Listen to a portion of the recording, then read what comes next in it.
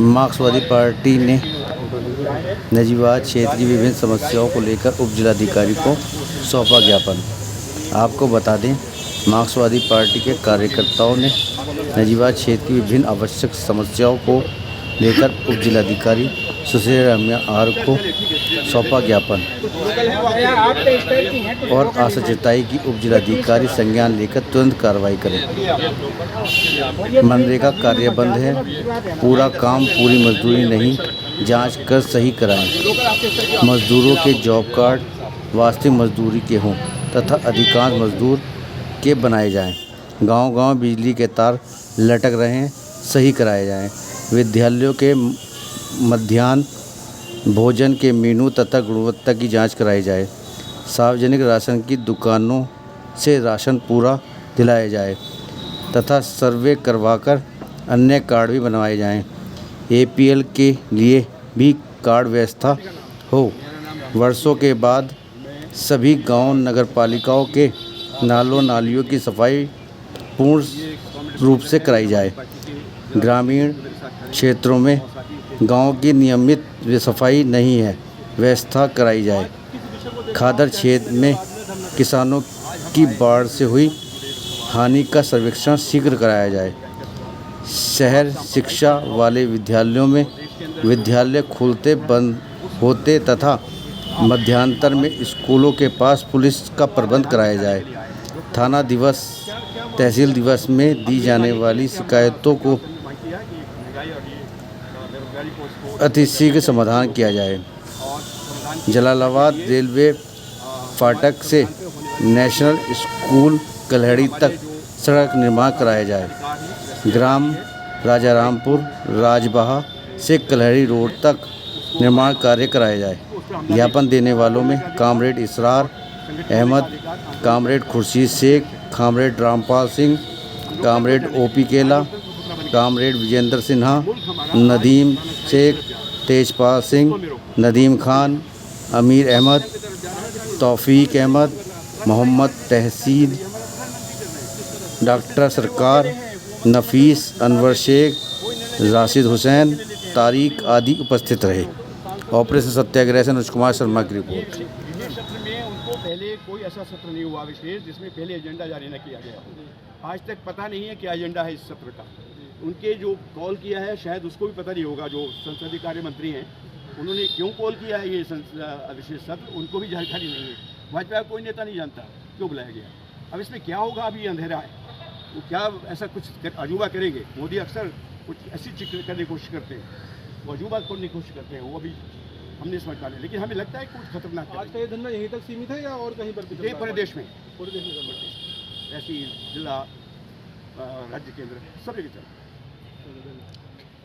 आज का कार्यक्रम आज पूरे देश में हो रहा है। ये हमारी पार्टी का और लेफ्ट फ्रंट का एक आह्वान है कि देश में बढ़ती हुई समस्याएं, जिसमें प्रमुख तौर पर बेरोजगारी है, जो पिछले 10 वर्षों में आज रिकॉर्ड बना चुकी है। 8% बेरोजगारी के माहौल में हम जी रहे हैं। महंगाई है देश में बढ़ती हुई, ये भी तकरीबन 8%।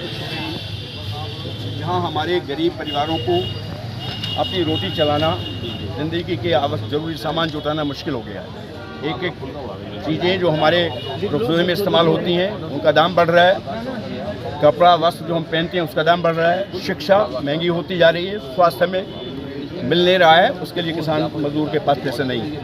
आज जो आर्थिक स्थिति हमारे देश की बन गई है कि तकरीबन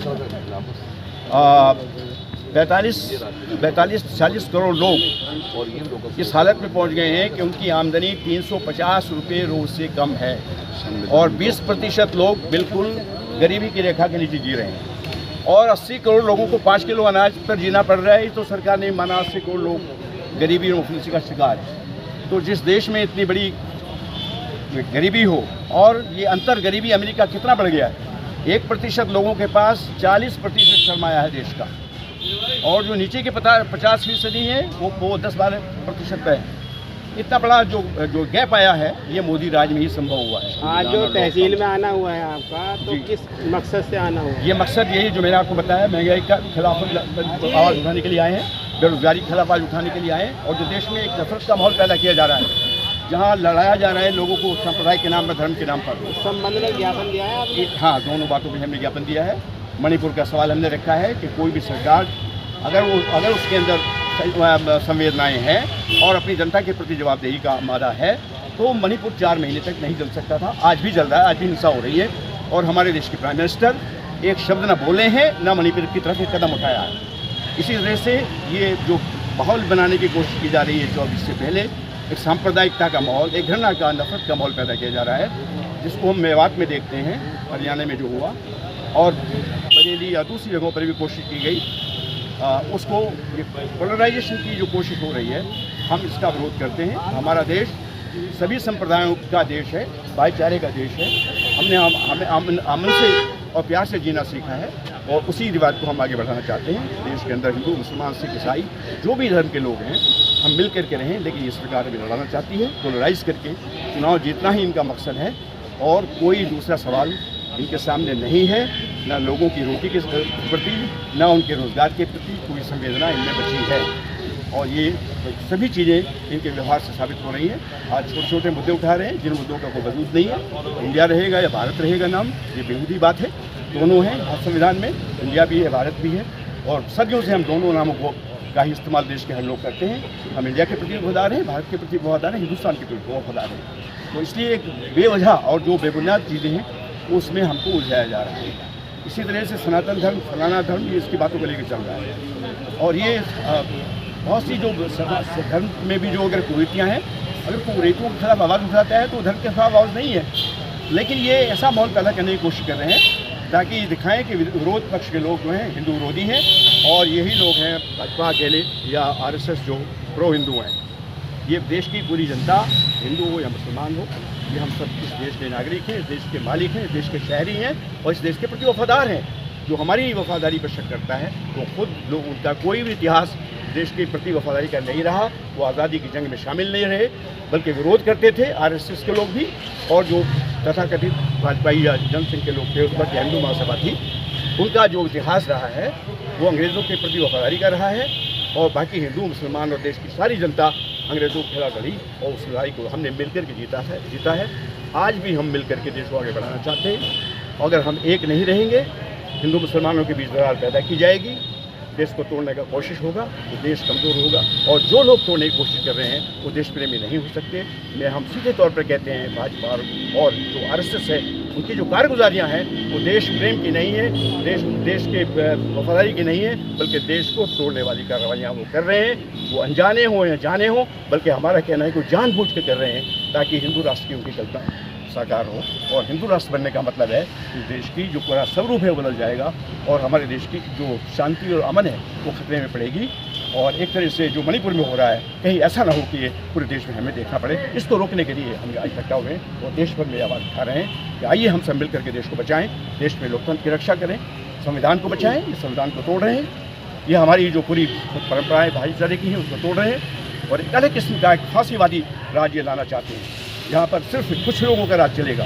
जो ये पूरा जो हिंदू राष्ट्र के जो इनको कल्पना है, जो इनका जो फिलॉसफी है, उसमें भी हिंदुओं के जो दूसरे तबके हैं उनके लिए कोई स्थान नहीं है, पहले भी नहीं रहा। जो स्वर्ण जातियों ने राज किया, ब्राह्मणवादी व्यवस्था में जो कुछ गिने चुने ने राज किया है, बाकी लोग शूद्र थे, बाकी लोग दलित थे। आज भी वो लोगों को शूद्र दलित रखना चाहते हैं। ये भाईचारे है, बराबरी की, इंसानियत के साइड में रहते हैं। आपकी क्या कल्पना है हिंदू राष्ट्र को लेकर? हिंदू राष्ट्र कभी कितनी लाख कोशिश करें इस देश में ये जो एक तरह का देश विरोधी ये नारा है, ये कल्पना है, ये पूरी नहीं होने देंगे। देश की जनता इसको पूरा नहीं होने देंगे। तो क्या हिंदू गलत है? हिंदू गलत नहीं है। ये जो हिंदुत्व की बात कर रहे हैं वो गलत है।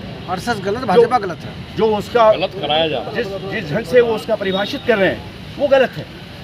धर्म कोई गलत नहीं है। धर्म हमारा सब धर्म संभाव की हमारी नीति है। हम सब धर्मों का सम्मान करते हैं, इस धर्म का विरोध नहीं करते, हम भी नहीं करते, हमारे अपोजिशन के लोग भी नहीं करते हैं।